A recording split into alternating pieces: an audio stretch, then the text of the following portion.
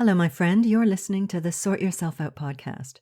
This week, we're discussing how to silence your inner critic. I'm your host, Janine Hunt, natural health therapist for over 30 years, hypnotherapist, lifelong student, and spiritual seeker.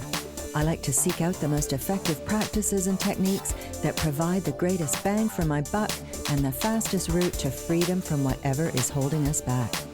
I can't wait to share with you these powerful techniques so that you too can sort yourself out, know deeper meaning in your life, and best of all, a sense of inner peace. So let's get started. Hello there. Thank you so much for joining me today for a discussion of how to silence your inner critic. So tell me, have you got voices in your head? Maybe there's someone in there telling you you're not good enough. You'll never be able to do that. Your butt looks huge in that. Who do you think you are to be blah, blah, blah, blah, blah? Sound familiar? Well, we've all got this voice in our head, unless we've done a lot of work to silence it. And this voice is full of fear. And while it may be trying to keep us safe or protect us, it drones on and on and on with its negative and disparaging whining, sapping our confidence and well-being. I call this voice my inner bitch, or the shit talker, because that's what it's about. It's a bitchy voice talking shit in my head, doing me no good whatsoever. So today we're looking at how we can free ourselves of this inner shit talker and get some relief. Firstly, we need to understand where the shit talker came from so we can be clear about shutting her up and sending her back. The upshot is this. When you were an innocent little child, you were absorbing ideas from all over the place and taking them for truth.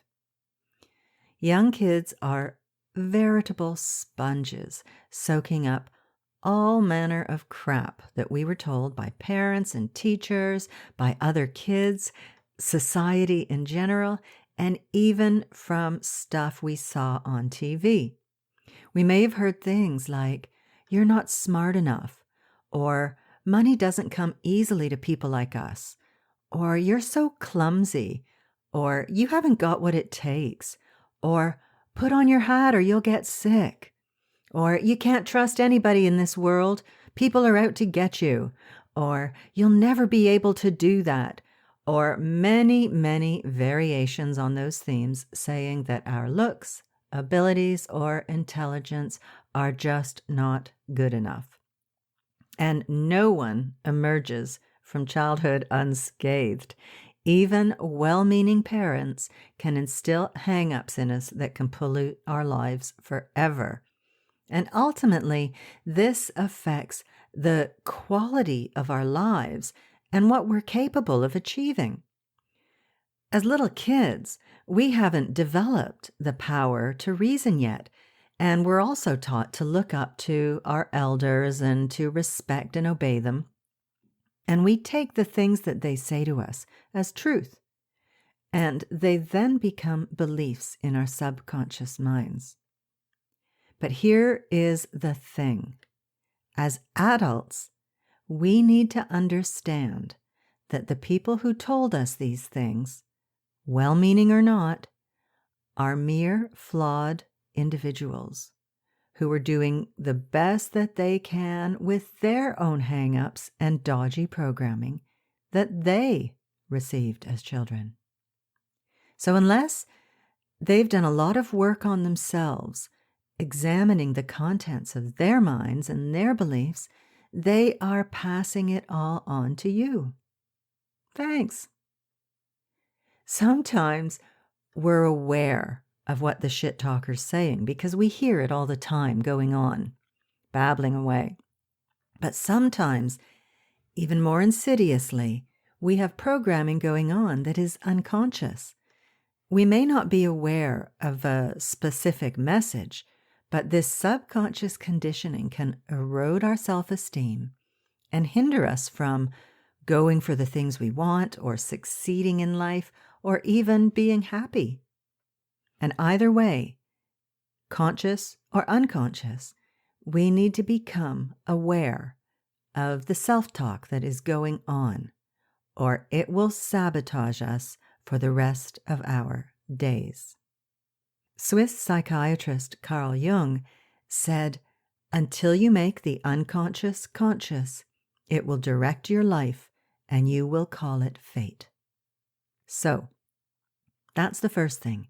We need to examine the contents of our minds and weed out the crap.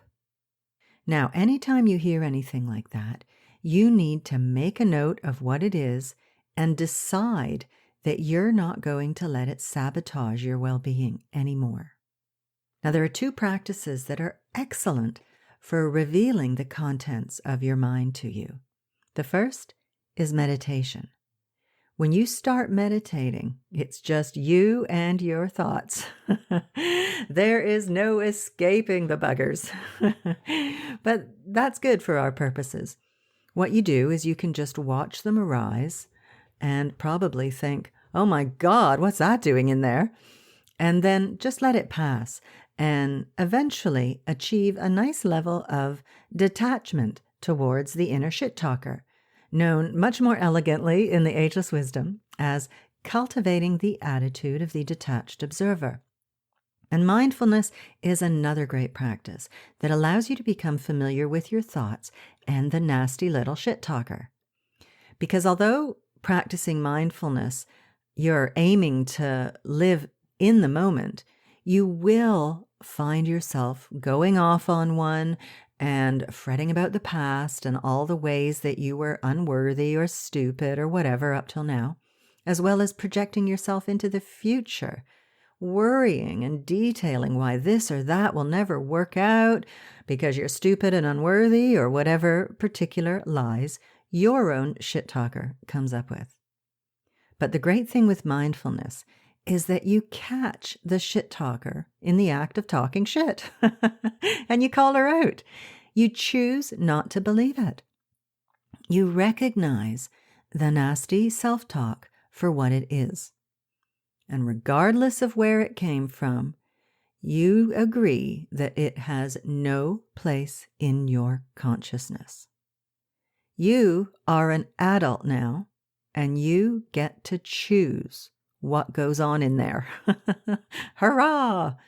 And that is where inner peace comes in, the ability to control your thoughts. Now, you can start incorporating mindfulness in your life by choosing a mindfulness trigger. So every time you open a door, you train yourself to come back into your own mind in the present moment. This gets us out of autopilot and the patterns of thinking that are not beneficial or likely to lead us toward what we want in life. Other triggers could be going upstairs, touching your keys, washing your hands. Plenty of opportunity for that these days, right? Getting in and out of your car, taking a drink, or any activity that you do several times a day. Pick a couple of triggers and get started. More and more, you will be able to learn the contents of your mind and stop the shit talker in her tracks. Now, here is another great method that I love from NLP, that's neuro-linguistic programming, which immediately disarms the shit talker. What you do is this. You replay the nasty talk with a silly voice, say Mickey Mouse or some cartoon character. It's impossible to take it seriously like that. So give that a go. It's really simple, but so effective. Richard Bandler, one of the creators of NLP, said, "The definition of freedom is being able to use your conscious mind to direct your unconscious activity. The unconscious mind is hugely powerful, but it needs direction." He also said, "We have the ability to control what happens inside our head. The most important thing to realize is that you have this ability inside your head to take charge over a lot of the automatic things you do. When you realize this, you can take control and build new habits of thinking. It starts with awareness of what you are doing with your mind, how you are spending the currency of your mind, and making better mental investments. It's about thinking on purpose rather than thinking automatically.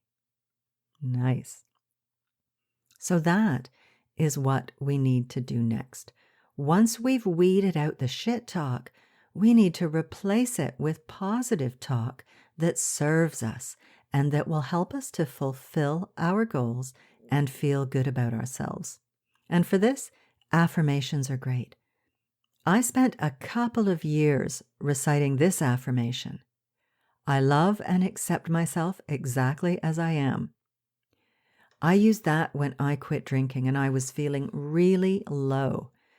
I was beginning to meditate and became aware of this terrible self-talk I had going on inside my head. So that was when I really became aware of just how nasty my inner critic was. So work out some affirmations that are appropriate for you. You want to make them positive and in the present tense. And then spend a few minutes morning and night reciting them over and over, either aloud or just quietly in your head if you prefer. Or you can repeat them while you're doing other activities like walking the dog or housework or while you're driving in the car.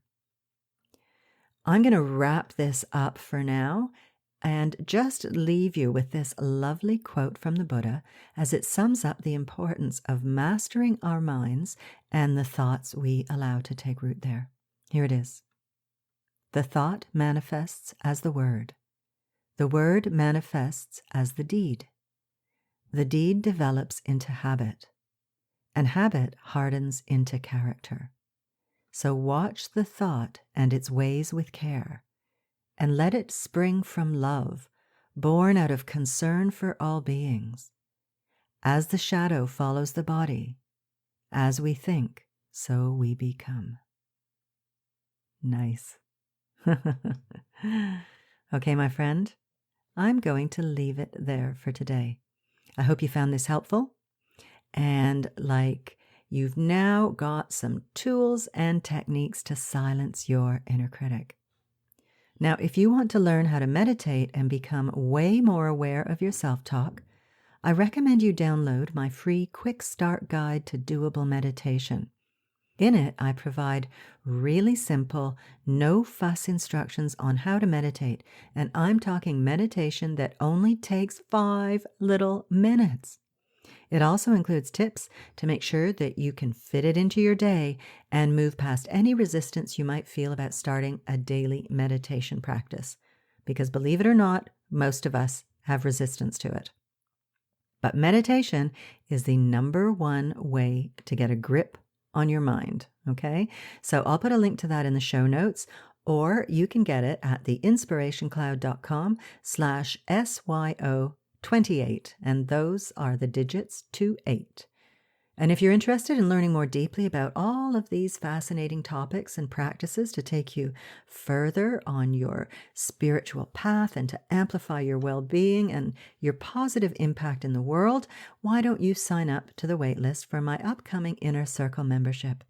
Go on over to theinspirationcloud.com/membership to get on the waitlist, and I'll keep you in the loop.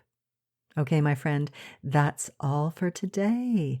Thanks so much for spending your time with me. It's been a pleasure to hang out, and I really do appreciate it. Take care, and I'll see you next week. Bye-bye. Thanks so much for listening to the podcast. I really hope you found it helpful and full of uplifting ideas that you can put into practice in your life. And if you have, chances are your friends and family will too. So please share it with them on social media. You'll be helping them to sort themselves out, because I bet you think they need it, right? But seriously, you'll also be doing me a huge favor, and I will be eternally grateful for your generosity. It would also be lovely if you would leave me a review on iTunes. Preferably a nice one, please. And don't forget to subscribe to the podcast while you're there. If you have any questions or would like me to address a certain topic, I'd love to hear from you. you can email me at info@theinspirationcloud.com. Have a good one, folks. Thanks again, and I'll see you next week.